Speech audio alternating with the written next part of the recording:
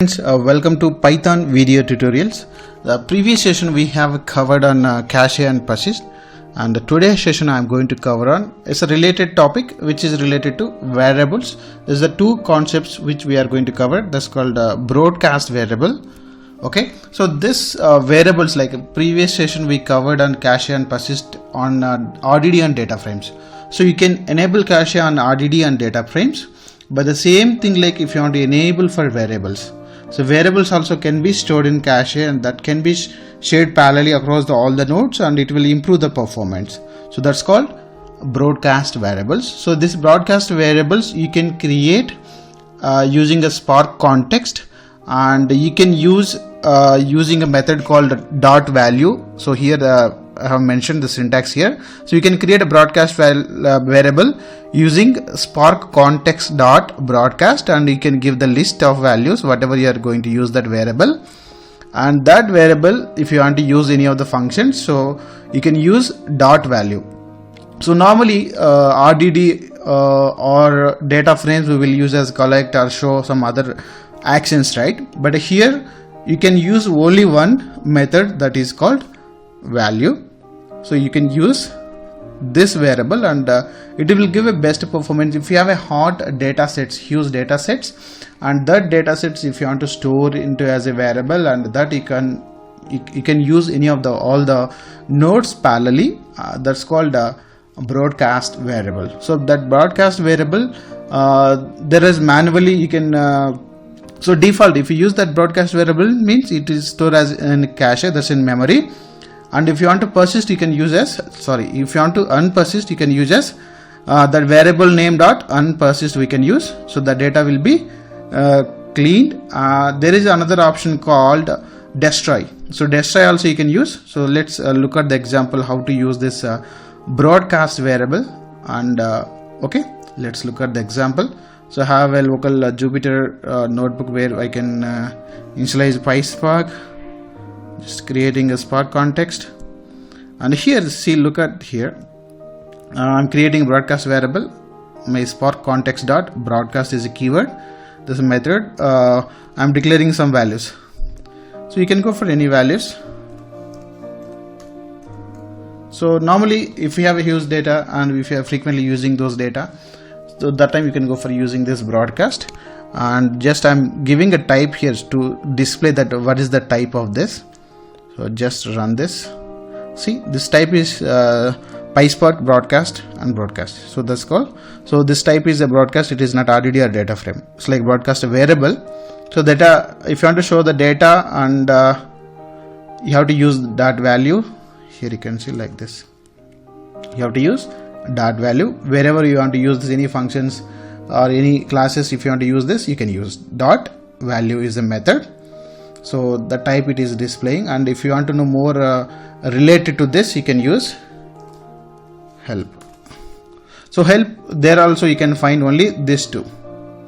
There are other things, as I told, destroy is available, and load, dump, these other methods are available, and the final that usage method is value only. It's written the broadcasted value. So what is the values we declared there, those values will come. That's called value.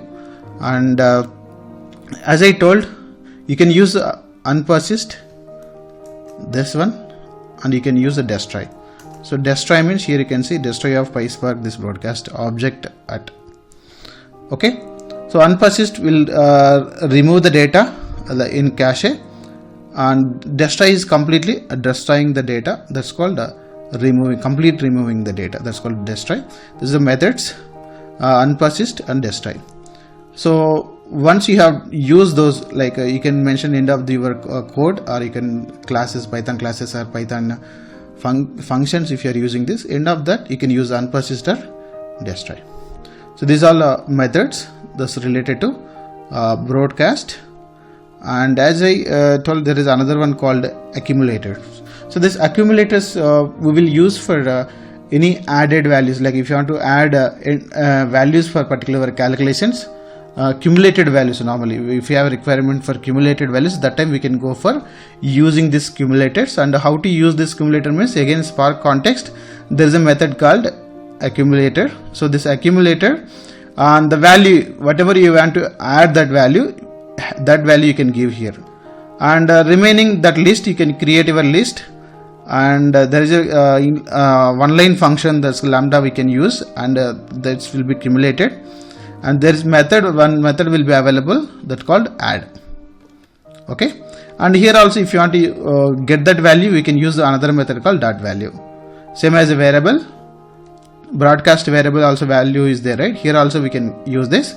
So whatever you have declared here, the accumulator, so this value you need to specify, and those again we can create a list, and you can accumulate this value into this list, and final value it will display.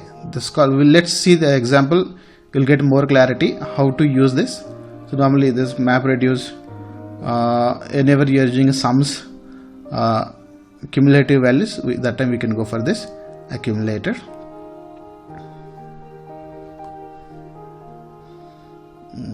This, if you look at here, I'm using a accumulator value is 0, and this is the list, this is my list, and finally I'm using add method. Okay, so for this accumulator we are using add method, so everything will be accumulated, these all the values including this 0. So 1 2 plus 1 plus 2 3 3 plus 3 6 plus 4 10 15 21 28 36 45. So this is the value 45, and here we are using 0, that's why this value only it is displaying. For example, that accumulator value if you give as 5, so 5 plus 1 plus 2 plus like this it will add, that's called accumulator. So whenever you have a requirement to add some value, accumulator value, that time you can go for using this. Okay, and if you want to know you can run help, so it will give available methods for this accumulator. So as I told, only here add and value. So add is like accumulators value, adding that value, and value is getting that value whichever is that. So this is called accumulator. So this is two variables you can say which is available in Spark, so that we can use in Pyspark. One is broadcast variable. So broadcast variable for huge data set, hot data set mainly, and if you are using frequently, and those you can store into memory and it will give the best performance, and after that you can destroy or you can unpersist that. So that's called broadcast variable. Another one is accumulator. So accumulator, for accumulated values we can use this accumulator, but rarely we will use, but still if you have a requirement you can use this accumulator. So those methods are both are available in Spark context. So in Spark context, this help if you go here,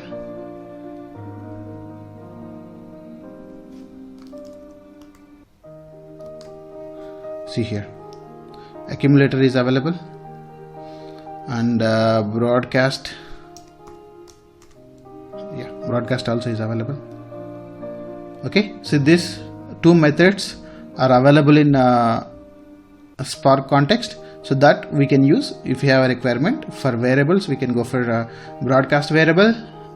For accumulated values, if you want to give some values for your accumulated requirement, you can go for accumulator. So this is called two methods which is provided by Spark, and we can use in Pyspark. So thank you for watching my videos. Please subscribe my channel to get more videos and updates on my channel. Thank you very much.